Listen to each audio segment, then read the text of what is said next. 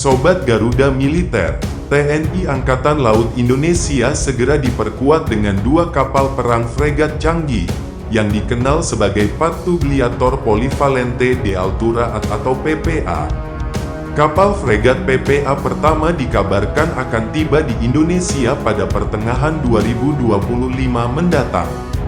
Kapal ini dibeli dari pembuat kapal ternama asal Italia yaitu Fincantieri, melalui kontrak senilai 1,18 miliar euro atau sekitar 1,23 miliar dolar Amerika.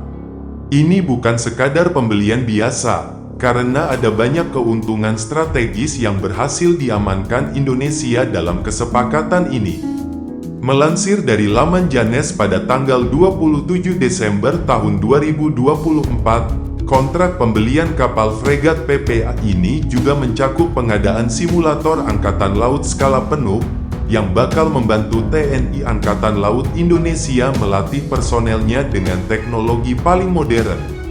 Selain itu, pihak Fincantieri juga mendukung pengembangan desain dan kemampuan produksi kendaraan listrik di Indonesia.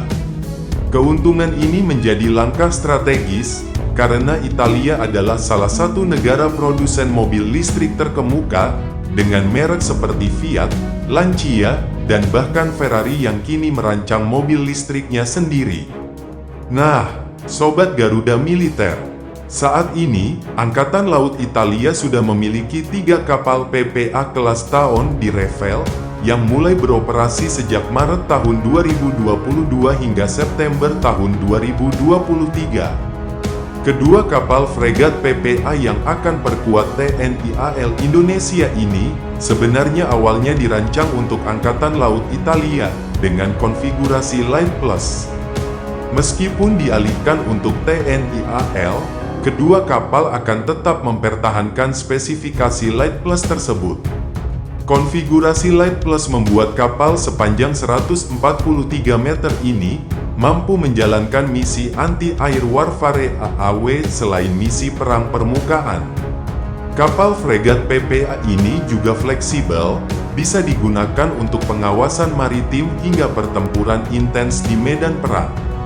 Dengan spesifikasi ini jelas bahwa TNI AL bakal semakin tangguh dalam menjaga kedaulatan perairan Indonesia. Sebagai informasi, Fincantieri sebelumnya mengumumkan pada Maret tahun 2024 bahwa mereka telah menandatangani kontrak senilai 1,18 miliar euro atau sekitar 1,23 miliar dolar Amerika dengan Kementerian Pertahanan Republik Indonesia untuk 2 kapal fregat PPA. Kapal-kapal tersebut dilengkapi kemampuan deteksi dan penangkalan ancaman udara yang canggih, sekaligus tetap andal untuk misi perang permukaan. Dengan panjang 143 meter dan bobot yang mendukung berbagai persenjataan, kapal PPA ini cocok untuk menghadapi tantangan keamanan maritim di wilayah Indonesia yang sangat luas. Selain itu, komponen dukungan untuk pengembangan kendaraan listrik dalam negeri menunjukkan langkah strategis yang lebih besar. Dengan menggandeng Fincantieri dan memanfaatkan pengalaman Italia dalam industri kendaraan listrik, Indonesia dapat mempercepat pengembangan teknologi mobil listrik lokal. Hal ini tidak hanya memberikan dampak pada sektor pertahanan, tetapi juga berpotensi memacu inovasi di sektor sipil. Secara keseluruhan, kontrak ini bukan sekadar pembelian kapal perang, tetapi sebuah langkah strategis untuk memperkuat kemampuan pertahanan sekaligus memajukan teknologi dalam negeri.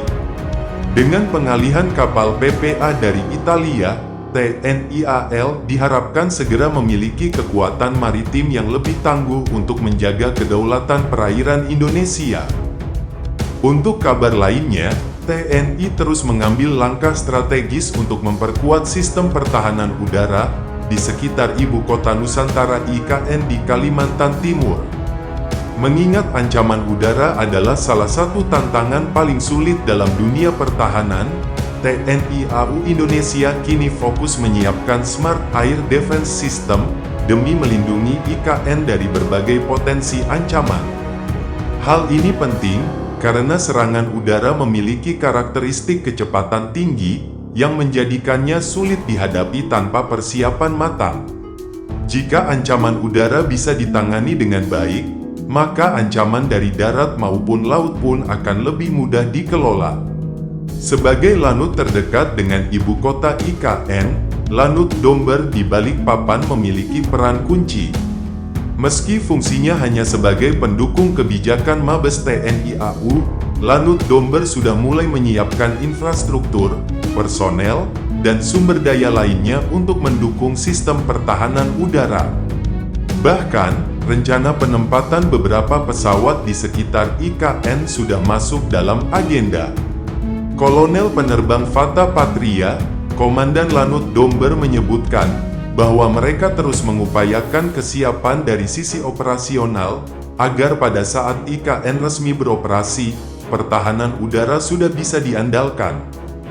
Selain itu, upaya modernisasi pertahanan juga dilakukan di berbagai lokasi strategis lainnya.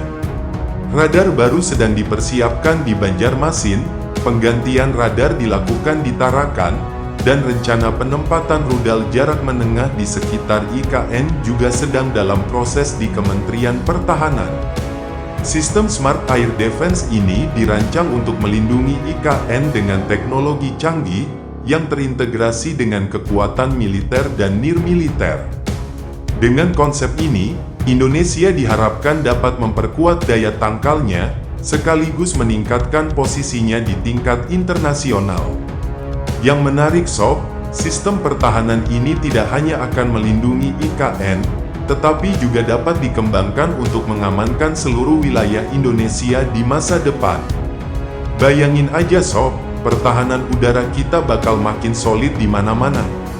Dengan sistem pertahanan yang semakin canggih, IKN akan menjadi simbol kekuatan Indonesia Sob. Implementasi Smart Air Defense System ini juga jadi bukti nyata bahwa kita nggak main-main dalam menjaga kedaulatan udara. Apalagi, teknologi yang digunakan memadukan elemen tradisional dengan inovasi modern, seperti integrasi radar canggih dan peluru kendali jarak menengah. Oh iya, rencana pengadaan radar dan rudal saat ini sedang digodok di Kementerian Pertahanan.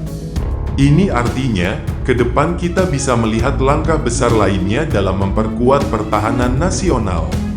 Sob, kalau ini benar-benar terrealisasi, bukan cuma IKN yang bakal terlindungi, tapi seluruh wilayah udara Indonesia.